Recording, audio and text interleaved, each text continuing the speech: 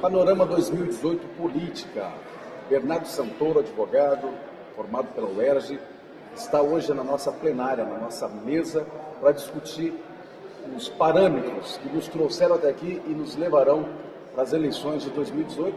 E eu já quero começar dizendo, seja muito bem-vindo ao Parlatório Livre. A sua opinião pontual sobre a intervenção federal no Rio de Janeiro. Primeiro, eu quero agradecer novamente ao Parlatório pelo convite. Já vim anteriormente em eventos como ouvinte, não como palestrante é a primeira vez. A intervenção federal está num contexto macro, está dentro de um contexto macro, visando a questão das eleições de 2018. O governo está vendo a criação e o fortalecimento de candidaturas anti-establishment, que tem a segurança pública como a seu principal motivo de existência, sua principal força, e por conta disso é uma questão natural para quem tem a caneta, o poder, para poder esvaziar um adversário e fazê-lo quando possível. E é muito claro que, nesse caso especificamente, até para o bem do cidadão carioca, como eu, nós lá estamos sendo massacrados pela violência urbana. É muito bom vermos efetivamente um aumento do policiamento nas ruas, com o apoio do Exército, uma reorganização do aparato da segurança pública, mas sem ignorar que isso certamente é uma tentativa das forças de establishment de tentarem esvaziar o discurso político dessas forças anti-establishment, né? Que tipo de efeito prático que isso vai ter nas eleições de 2018, nós só vamos conseguir compreender na prática daqui a 9 meses, mas não deixa de ser interessante ver que a força desse discurso político é tão grande que o establishment está se rendendo a essa força e começando a praticar em atos políticos as demandas urgentes da nossa população, em especial a população do Rio de Janeiro. Você está dizendo para mim que os políticos resolveram descer para o chão da fábrica? Basicamente isso, sim. Eles lá em Brasília, talvez não tenham alguma noção prática da realidade triste que é a vida urbana brasileira e aí, especificamente a vida urbana carioca. E nesse cenário, a intervenção federal no Rio de Janeiro para uma tentativa de reorganização e combate ostensivo ao crime organizado não deixa de ser uma vitória da população brasileira e do próprio discurso anti-establishment à direita, mas sem ignorar também alguns problemas específicos dessa intervenção militar, como, por exemplo, essa questão dos mandados de busca e apreensão coletivos, que, na minha opinião, não fazem sentido dentro de uma intervenção que tem como objetivo a redução da força e do âmbito de incidência do ente federativo, do Estado do Rio de Janeiro, e não dos direitos individuais do cidadão. Ou seja, o direito do cidadão propriamente dito, de ter o seu domicílio inviolado, a não ser em casos específicos, isso só acontece, a relativização, em caso de estado de sítio. Então parece que o governo federal está tentando fazer uma espécie de emenda, está fazendo um garranchinho lá para tentar conciliar uma intervenção federal com essa expansão da atividade policial, sem usar o remédio que seria o remédio correto, e com isso fica esse Frankenstein que a gente não sabe exatamente como vai acontecer. Além disso, e aí até me estendendo um pouco e pedindo desculpa para vocês aí por isso, nós não podemos ignorar também que mesmo com esse reforço policial e essa reorganização da atividade ostensiva policial de repressão ao crime, que é não só importante como essencial nesse momento de caos, nós não podemos ignorar que os elementos culturais e institucionais que geraram esse problema, principalmente no Rio de Janeiro, uma cultura que está sendo tomada pela Globo em nível de mídia e pelo PSOL em nível teatral, propagando valores de destruição dos valores tradicionais brasileiros. Nós vemos uma OAB tomada pela esquerda e defendendo marginal, o Ministério Público ignorando o seu papel fundamental, que é de persecução penal, e focando cada vez mais em aplicação de leis civis que fortalecem a burocracia e impedem o cidadão de bem de trabalhar, de gerar emprego, de conseguir gerar paz social através do trabalho. Nós vemos um governo corrupto que, embora em alguma medida a Lava Jato esteja conseguindo prender ou investigar ou levar a público, no Rio de Janeiro especificamente, a gangue que está lá interna ainda não foi totalmente pega. Nós temos, por exemplo, a questão do próprio Pisciani, que foi preso, mas os seus asseclas e o seu esquema não foi desmontado ainda. Então nós vemos um problema institucional e um problema cultural que essa intervenção militar não consegue combater.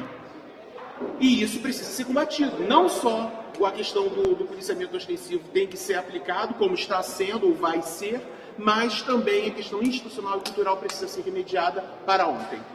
Uma consideração minha, é uma pena que o Exército seja usado dessa forma. O Exército não é força auxiliar, não está ali para apoiar. Eu quero ver com você a situação da reforma previdenciária que subiu no telhado.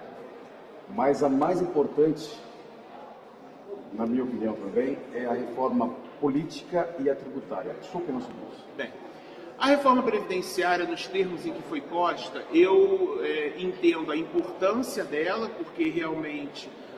Eu inclusive escrevi um artigo que foi publicado no Instituto Mises há muitos anos atrás, em que eu demonstro que o sistema previdenciário, como funciona hoje por repartição, ele é um esquema Ponzi, ele é um esquema de pirâmide, né? Só que é um esquema de pirâmide intergeracional, em que a geração nova paga pela geração, a aposentadoria da geração anterior, na expectativa de que quando eles vierem a envelhecer, que os jovens do futuro façam isso por eles. Só que como nós temos um cenário que cada vez mais nós temos uma mudança da nossa demografia, você não vai tendo uma expansão da pirâmide suficiente para poder arcar isso.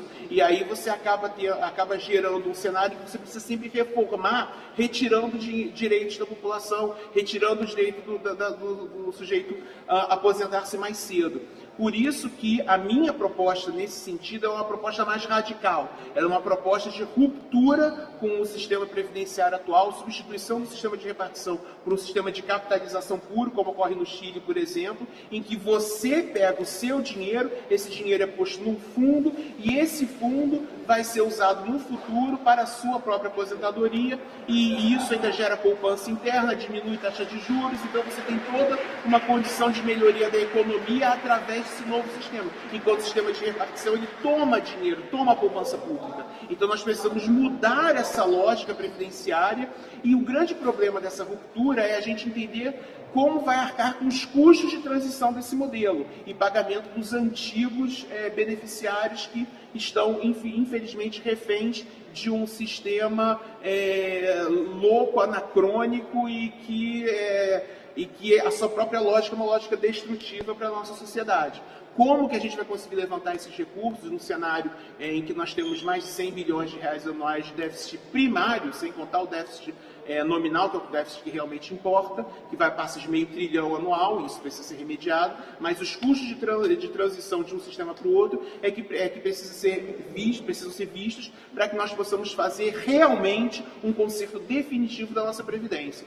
No que tange a questão tributária, evidentemente nós temos que pensar num modelo mais justo, um modelo que diminua a carga tributária total, porque 36% do PIB já é um cenário em que o governo como um todo já arrecada demais do cidadão. Boca grande.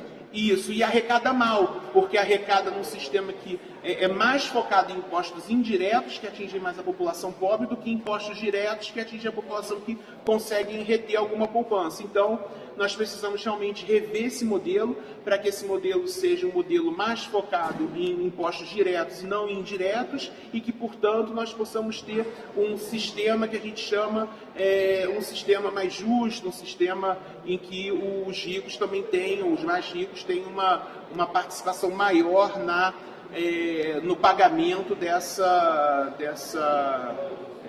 necessária, né, é necessário recurso público, mas isso tem que ser mudado nesse sentido, diminuindo a carga total. Para fechar, a reforma política. Reforma política, ela já não vai ser mais possível por conta da limitação temporal que a própria Constituição traz, né? Para que uma reforma política ela possa ser aplicada numa eleição, ela precisa ter sido aprovada até um ano antes, e a reforma que foi aprovada, eu até citei na nossa palestra agora há pouco para o Parlatório Livre, ela é uma reforma política pensada para a manutenção do status quo, para a manutenção do establishment. Como que eles fizeram isso? Com a cláusula de barreira, eles impediram a tomada de partidos políticos fracos por novos players no mercado político eleitoral. Ele gerou os incentivos para uma corrida para os partidos grandes que possuem maior força e tempo de TV e que vão certamente sobreviver à cláusula de barreira. A criação do fundo público, com foco nesse fundo público nos partidos grandes e migalhas nos partidos pequenos, sem a possibilidade de a sociedade civil se organizar e fazer doações em grande quantidade via pessoa jurídica para os novos players, para os players anti-establishment. Isso também é mais um fator muito claro no sentido de concentração. Isso é uma reação do establishment a esses novos players.